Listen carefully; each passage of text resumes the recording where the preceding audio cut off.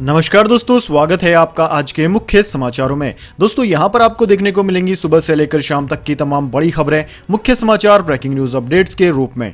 तो दोस्तों आप सभी लोगों से रिक्वेस्ट है इस वीडियो को ज्यादा से ज्यादा लाइक और शेयर करें। तो दोस्तों सीधे चलते हैं आज की पहली बड़ी खबर की ओर।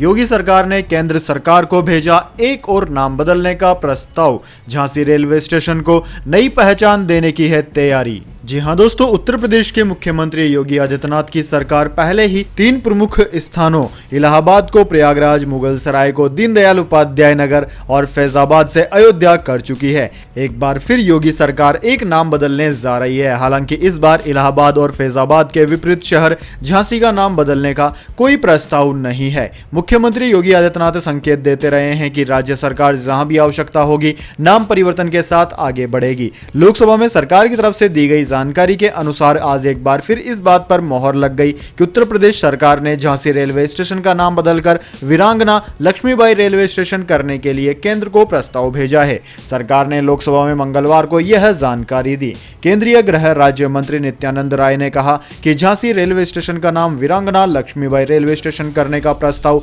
मिलने के बाद तय प्रक्रिया के अनुसार संबंधित एजेंसियों की टिप्पणियां और विचार आमंत्रित किए गए हैं। उन्होंने एक प्रश्न के लिखित उत्तर में कहा कि संबंधित एजेंसियों से विचार मिलने के बाद आगे की कार्यवाही की जाएगी।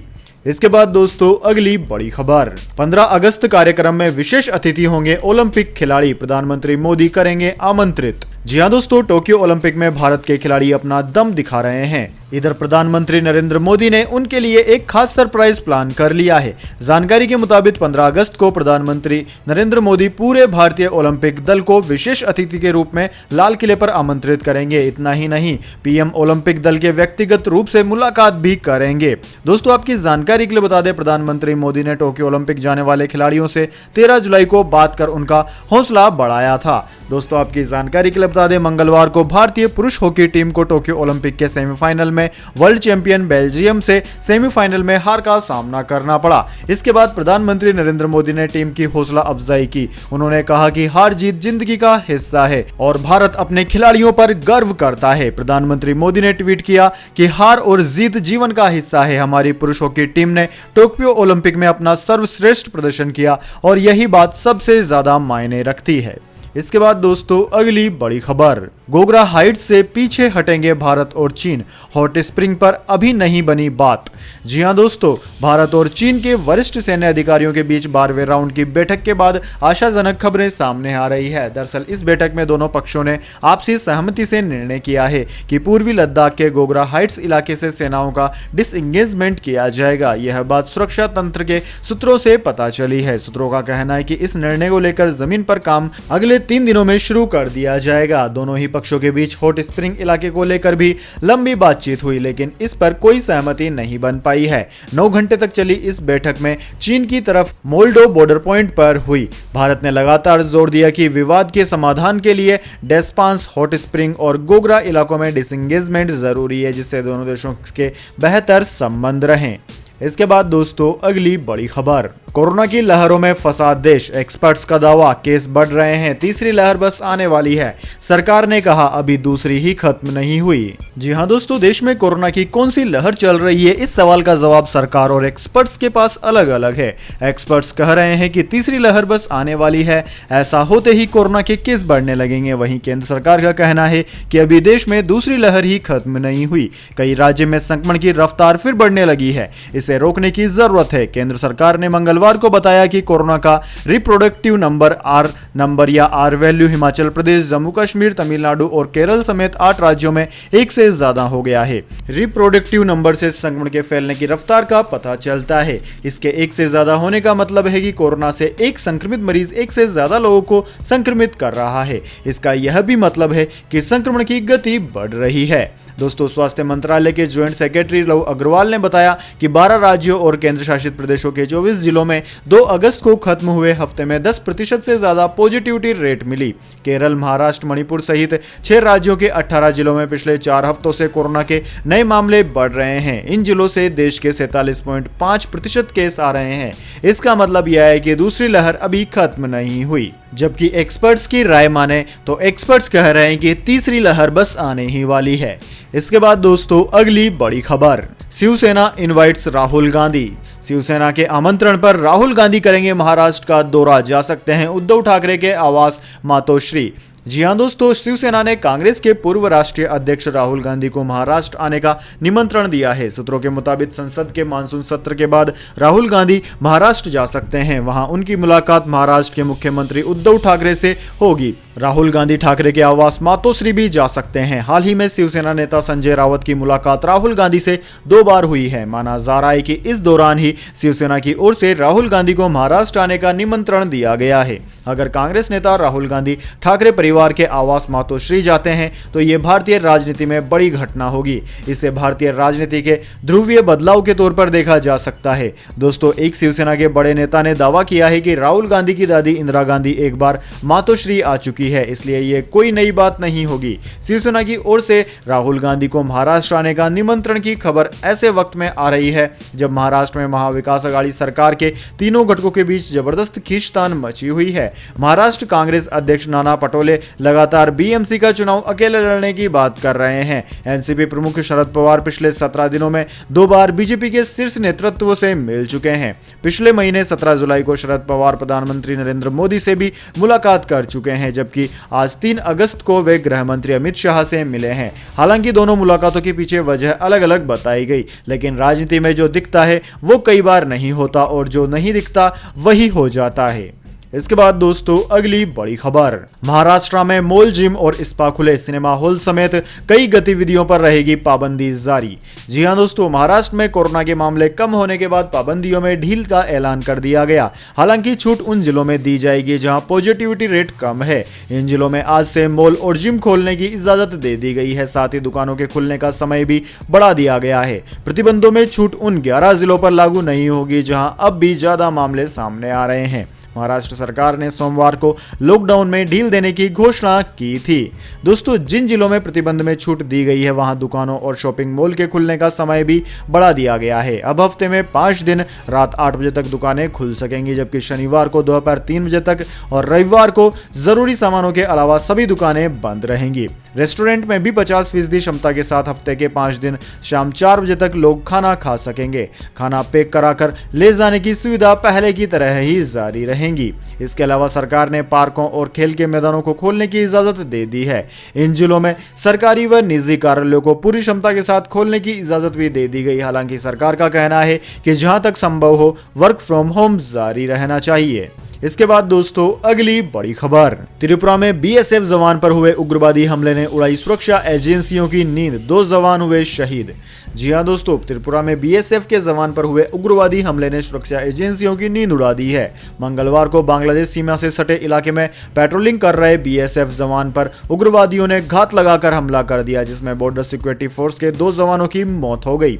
एक लंबे समय बाद त्रिपुरा में उग्रवादी संगठनों ने सुरक्षा बलों पर हमला किया है। बीएसएफ के मुताबिक मंगलवार की सुबह करीब 6:30 बजे बांग्लादेश सीमा से सटे इलाके में पेट्रोलिंग के दौरान उग्रवादियों ने घात लगाकर हमला किया। इस हमले में बीएसएफ के एक सब इंस्पेक्टर और कांस्टेबल की मौत हो गई। बीएसएफ के मुताबिक दोनों बहादुर जवानों ने उग्रवादियों को कड़ा जवाब दिया। घटनास्थल पर जो खून के निशान मिले हैं उससे ऐसा प्रतीत होता है कि उग्रवादी भी इस हमले में घायल हुए हैं। हालांकि वे घटनास्थल से भागने में कामयाब रहे।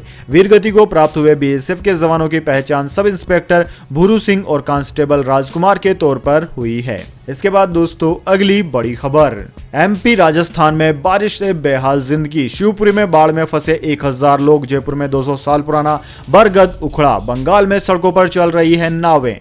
जी हां दोस्तों, बारिश और बाढ़ की वजह से देश के कई इलाकों में लोगों को भारी मुसीबतों का सामना करना पड़ रहा है। सोमवार को राजस्थान और मध्य प्रदेश में हुई बारिश की वजह से हुए हादसों में 4 लोगों की मौत हो गई। उधर पटना में एक छोटा बांध टूटने से बाढ़ का खतरा बढ़ गया है।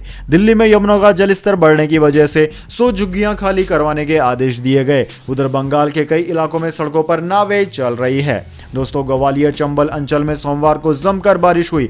बारिश के चलते कूनो, क्यारी, पार्वती, मुहर और सांक नदी उफान पर आ गई। वहीं चंबल का जलस्तर भी तेजी से बढ़ रहा है। कोटा बैराज से 5000 क्यूसेक पानी चंबल में छोड़ा गया। इसके चलते आसपास के गांव में अलर्ट जारी कर दिया गया है। सब तरफ हालात पानी पानी है। शिवपुरी और श्योपुर जिले में स्थिति ज्यादा खराब है। श्योपुर में 2 ठिकानों पर पानी में फंसे 100 लोगों को राहत और बचाव दल ने सकुशल बाहर निकाल लिया। वहीं शिवपुरी के कोलासर में में बाढ़ में फंसे करीब 1000 लोगों को बचाने के लिए नेशनल डिजास्टर रिस्पांस फोर्स यानी कि एनडीआरएफ के साथ 3 हेलीकॉप्टरों को लगाया गया है। यहां 2 गांवों के हालात ज्यादा खराब है। भिंड मुरैना और शिवपुरी में बारिश के चलते मकान गिरने से 3 लोगों की मौत हो गई, वहीं 6 लोग घायल हो गए। वहीं दोस्तों जयपुर में सोमवार शाम 6 बजे से हुई तेज बारिश के चलते चौड़ा रास्ता स्थित गोलचा सिनेमा के पास 200 साल पुराना बरगद का पेड़ जड़ समेत उखड़ गया। इस हादसे में एक व्यक्ति की मौत हो गई, 3 कारें पेड़ के नीचे दब गई, वहीं चाय की एक दुकान भी इसकी चपेट में आ गई। इसके बाद दोस्तों अगली बड़ी खबर, आईसीआईसीआई बैंक ने बाजार पूंजीकरण के मामले में एचडीएफसी बैंक को पछाड़ा, टॉप पर रहा रिलायंस। जी हां दोस्तों, निवेशकों को 2.3 लाख करोड़ रुपए का हो गया फायदा। दोस्तों भारतीय शेयर बाजार में मजबूत बढ़त ने 3 अगस्त 2021 को कुछ कंपनियों के बाजार पूंजीकरण को नए स्तर पर पहुंचा दिया। बॉम्बे स्टॉक एक्सचेंज के आंकड़ों के मुताबिक 21 शेयरों का बाजार पूंजीकरण अब 2 लाख करोड़ रुपए से अधिक हो गया है। वहीं 12 शेयरों का मार्केट कैप 3 लाख करोड़ रुपए से अधिक है। इसके अलावा 7 शेयर ऐसे भी हैं जिनमें हर एक का मार्केट कैप 4 लाख करोड़ रुपए से ज्यादा हो गया है। इससे आईसीआईसीआई बैंक ने मार्केट कैप के मामले में आवासीय कर्ज उपलब्ध कराने वाली देश की सबसे बड़ी कंपनी एचडीएफसी बैंक को भी पछाड़ दिया है। दोस्तों आईसीआई बैंक मार्केट कैपिटलाइजेशन के मामले में एचडीएफसी बैंक के बाद दूसरा सबसे बड़ा वित्तीय फर्म बन गया है। बीएससी के आंकड़ों के मुताबिक रिलायंस इंडस्ट्रीज 13.23 लाख करोड़ रुपए के साथ मार्केट कैप के लिए आज से टॉप स्टॉक है। इसके बाद टाटा कंसल्टेंसी सर्विस यानी कि टीसीएस 12.15 लाख करोड़ रुपए, एचडीएफसी बैंक 7.94 लाख करोड़ रुपए, इंफोसिस 7.04 लाख करोड़ रुपए, हिंदुस्तान यूनिलीवर 5.62 करोड़ रुपए और आईसीआईसीआई बैंक 4.78 लाख करोड़ रुपए और एचडीएफसी बैंक 4.61 लाख करोड़ रुपए है। इसके बाद दोस्तों जान लेते हैं पूरी दुनिया और भारत में क्या है इस महामारी की स्थिति। सबसे पहले दोस्तों बात करते हैं पूरी दुनिया की। तो दोस्तों पूरी दुनिया में इस वक्त तक इस महामारी के संक्रमितों का आंकड़ा 19 करोड़ 90 लाख 99 हजार को पार कर गया है, जबकि दोस्तों इस महामारी से मरने वालों की संख्या 42 लाख 39 हजार के पार है। दोस्तों इस महामारी से सर्वाधिक प्रभावित देशों की बात की जाए तो उनमें America, India, Brazil, Russia, France, Turkey, United Kingdom, Argentina, Colombia आदि देशों का नाम आता है। इनमें दोस्तों सबसे ज्यादा प्रभावित देश अमेरिका है। अमेरिका में पिछले 24 घंटों के दौरान 1,35,000 से ज्यादा नए मामले सामने आए हैं। वहीं दोस्तों बात कर लेते हैं क्या है भारत के हालात, लेकिन उससे पहले मेरी आपसे एक छोटी सी रिक्वेस्ट है, अगर दोस्तों आपको अभी तक हमारी न्यूज पसंद आई है तो इसे एक छोटा सा लाइक जरूर दे दें, और अगर आपको पसंद नहीं आई है तो बेशक आप डिसलाइक भी कर सकते हैं, लेकिन दोस्तों लाइक और डिसलाइक जरूर कीजिए, क्योंकि दोस्तों यही हमारी मेहनत का फल होता है और इसी से पता चलता है कि आपको हमारी वीडियो पसंद आई है या नहीं। तो दोस्तों जल्दी से जान लेते हैं क्या है भारत के हालात। दोस्तों भारत में इस वक्त तक इस महामारी के संक्रमितों का आंकड़ा 3 करोड़ 17 लाख 26 हजार को पार कर गया है, जबकि दोस्तों इस महामारी से मरने वालों की संख्या 4 लाख 25 हजार के पार है। दोस्तों पिछले 24 घंटों के दौरान भारत में 35 हजार के लगभग नए मामले सामने आए हैं। वहीं दोस्तों इस महामारी से सर्वाधिक प्रभावित राज्यों की बात की जाए तो उनमें महाराष्ट्र, केरला, कर्नाटक, तमिलनाडु, आंध्र प्रदेश, उत्तर प्रदेश, वेस्ट बंगाल, दिल्ली, छत्तीसगढ़, ओडिशा, राजस्थान, गुजरात, मध्य प्रदेश, हरियाणा, बिहार आदि राज्यों का नाम आता है। इसके बाद दोस्तों अगली बड़ी खबर, इंडिया वर्सेस इंग्लैंड सीरीज शुरू होने से पहले गावस्कर ने की भविष्यवाणी, 4-0 से जीतेगा भारत। जी हां दोस्तों, भारत और इंग्लैंड के बीच बुधवार से 5 मैचों की टेस्ट सीरीज शुरू होने जा रही है। इस सीरीज का पहला मैच नॉटिंघम के ट्रेडब्रिज में खेला जाएगा। इस सीरीज को लेकर क्रिकेट एक्सपर्ट्स और दिग्गज अपनी अपनी राय दे रहे हैं। इसी बीच पूर्व भारतीय कप्तान सुनील गावस्कर ने इस सीरीज को लेकर बड़ी भविष्यवाणी कर दी है। गावस्कर ने सीरीज में भारत की 4-0 या 3-1 से जीत की भविष्यवाणी की है। हालांकि उन्होंने यह भी कहा कि यह मौसम पर निर्भर करेगा। मौसम की बात करें तो भारत इंग्लैंड के बीच नॉटिंघम टेस्ट के पहले दिन 50% बारिश की संभावना है, लेकिन इसके बहुत ज्यादा खेल प्रभावित नहीं होगा। हालांकि दिन की शुरुआत के वक्त धूप खिली रहेगी और तापमान 22 डिग्री के आसपास रहेगा। हवा भी 15 किलोमीटर प्रति घंटे की रफ्तार से चलेगी। ऐसे में स्विंग गेंदबाजों को इससे मदद मिल सकती है। ऐसे में टॉस की भूमिका अहम होगी। पहले कुछ घंटे पिच से तेज गेंदबाजों को अच्छी मदद मिल सकती है। इसके बाद दोस्तों अगली बड़ी खबर, गोल्ड सिल्वर प्राइस टुडे, सोना चांदी के दाम घटे, जानिए क्या है नए दाम। जी हां दोस्तों, एचडीएफसी सिक्योरिटीज के मुताबिक दिल्ली सराफा बाजार में आज सोना 31 रुपए की गिरावट के साथ 46,891 रुपए प्रति 10 ग्राम पर बंद हुआ। वहीं दोस्तों चांदी की बात की जाए तो चांदी 372 रुपए की गिरावट के साथ 66,072 रुपए प्रति किलोग्राम पर बंद हुई है। अंतर्राष्ट्रीय बाजार की बात करें तो दोस्तों इंटरनेशनल मार्केट में सोना $1,810 प्रति औंस पर चल रहा है, जबकि चांदी 25.34 डॉलर प्रति औंस पर अपरिवर्तित रही है। इसके बाद दोस्तों अगली बड़ी खबर, राहुल गांधी से मुलाकात के बाद कमलनाथ का दावा, कांग्रेस के बिना नहीं बन सकता तीसरा मोर्चा। जी हां दोस्तों, पीसीसी चीफ और एमपी के पूर्व सीएम कमलनाथ ने आज दिल्ली में पार्टी नेता राहुल गांधी से मुलाकात की। तीसरे मोर्चे के गठन और कमलनाथ को पार्टी में नई जिम्मेदारी मिलने की सुखबुहाहट के बीच दोनों नेताओं की यह मुलाकात अहम मानी जा रही है। राहुल से मिलने के बाद कमलनाथ ने यह कहकर अटकलों को और बल दे दिया कि बीजेपी के खिलाफ थर्ड फ्रंट कांग्रेस के बिना नहीं बन सकता। मध्य प्रदेश के पूर्व मुख्यमंत्री कमलनाथ आज फिर दिल्ली में हैं। वो कांग्रेस के पूर्व अध्यक्ष राहुल गांधी से मिले और कई मुद्दों पर चर्चा की। इस मुलाकात के बाद चर्चा का बाजार गर्म है कि कमलनाथ किस सिलसिले में मिलने आए थे। उन्होंने राहुल गांधी से मिलकर भविष्य की रणनीति का खाका भी तैयार किया। बाद में मीडिया के सामने दावा किया कि आज विपक्ष को भी एहसास हो गया कि भाजपा के खिलाफ कांग्रेस के बिना कोई फ्रंट नहीं बन सकता। इसके बाद दोस्तों अगली बड़ी खबर, बैंक ने दिया विज्ञापन, इस वैकेंसी के लिए 2021 बेच के न करे आवेदन, विवाद बढ़ा तो दी सफाई। जी हां दोस्तों, एक प्राइवेट बैंक का विज्ञापन इन दिनों बेहद चर्चा में है। बैंक ने ब्रांच सेल्स ऑफिसर्स के लिए विज्ञापन निकाला और लिखा 2021 बैच के छात्र इस वैकेंसी के लिए पात्र नहीं है। जब विवाद बढ़ा तो बैंक ने स्पष्ट किया कि जॉब के लिए दिए गए आवेदन में गलती हुई है। 2021 बैच के छात्र भी इंटरव्यू दे सकते हैं। ऐसे समय में जब 2021 में कोरोना महामारी के चलते ऑनलाइन पढ़ाई हुई और बिना एग्जाम किए पास कर दिए गए स्टूडेंटों को बैंक के विज्ञापन की काफी इस वजह से आलोचना हुई है। जो छात्र अपने करियर की संभावनाओं के बारे में चिंतित हैं, एक प्राइवेट बैंक के ऐसे विज्ञापन ने निश्चित तौर पर उन्हें निराश किया होगा। मदुरै में हुए इस वॉक इन इंटरव्यू के लिए ग्रेजुएट्स 28 से कम उम्र के लोगों को आमंत्रित किया गया था। विज्ञापन सोशल मीडिया पर वायरल होने के बाद बैंक ने दूसरा विज्ञापन जारी किया और कहा कि यह एक टाइपिंग मिस्टेक है। एचडीएफसी बैंक के प्रवक्ता ने जी मीडिया को बताया कि 2021 में ग्रेजुएट पास करने वाले भी आवेदन कर सकते हैं, बशर्ते कि वे उम्र की शर्तें पूरी करते हों। यह भी बताया कि वॉक इन इंटरव्यू के संबंध में एक सही विज्ञापन भी जारी कर दिया गया है। इसके बाद दोस्तों अगली बड़ी खबर, वेदर अलर्ट, आज इन राज्यों में भारी बारिश की है आशंका। इंडियन मेट्रोलॉजी डिपार्टमेंट ने जारी किया रेड अलर्ट। जी हां दोस्तों, देश के कई राज्यों में भारी बारिश होने की वजह से कई इलाकों में जल भराव और बाढ़ जैसी स्थितियां बन गई है। इसी बीच भारतीय मौसम विज्ञान विभाग ने बुधवार को देश के कुछ राज्यों में झमाझम बारिश की आशंका जताई है और कुछ राज्यों के लिए अलर्ट भी जारी कर दिया गया है। दोस्तों, मौसम विज्ञान विभाग के अनुसार हिमाचल प्रदेश में 3 से 4 अगस्त और उत्तराखंड में 4 अगस्त तक भारी बारिश की आशंका है। इसके साथ ही मौसम विभाग ने बिहार समेत उत्तर भारत के कुछ अन्य राज्यों में भी बुधवार को भारी बारिश का अनुमान जताया है। दोस्तों, भारतीय मौसम विज्ञान विभाग के अनुसार अगले 48 घंटों में पूर्वी राजस्थान के कुछ जिलों में बेहद भारी बारिश होने की आशंका जताई गई है। आगामी 36 से 48 घंटों के दौरान जयपुर, भरतपुर, कोटा संभाग के जिलों में कुछ स्थानों पर भारी से और अति भारी बारिश होने की प्रबल संभावना है। मौसम विभाग में मध्य प्रदेश के 25 जिलों के लिए ऑरेंज अलर्ट जारी किया गया है। इसके अलावा ग्वालियर, शिवपुरी, गुना, अशोकनगर, दतिया, श्योपुर, मुरैना और भिंड में रेड अलर्ट जारी किया गया है। मौसम विभाग ने अनुमान जताया है कि उत्तर प्रदेश के कुछ इलाकों में भी बुधवार को बारिश हो सकती है। तो दोस्तों, यह थी आज की तमाम बड़ी खबरें। इसके बाद दोस्तों बारी आती है आज के माइंड क्विज क्वेश्चन की। जी हां दोस्तों, एक आसान से सवाल का जवाब देकर आप जीत सकते हैं एक अमेजिंग सरप्राइज गिफ्ट हमारे यूट्यूब चैनल की ओर से। तो दोस्तों, आज का सवाल आपकी स्क्रीन पर आ चुका है।